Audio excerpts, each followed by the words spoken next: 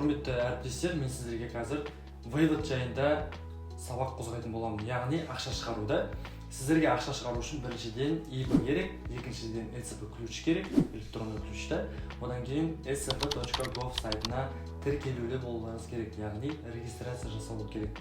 Енді көп адамдарда IP жоқ, көп адамдарда жаңағы банковский счеттары құлыптаулы. Енді ондай жағдайлар біздерге кездесіп жатыр, сондықтан мен қозғап жатырмын.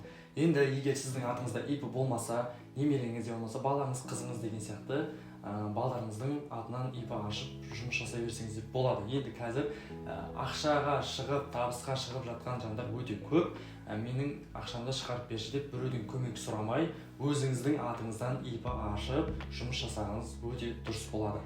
Оның жолдары өте оңай. Сіздерге үйретіп көрсететін боламын. Енді сізде IP болу керек. ECB ключ, ecb.gov дейтін ол Қазақстандық портал, eGov сияқты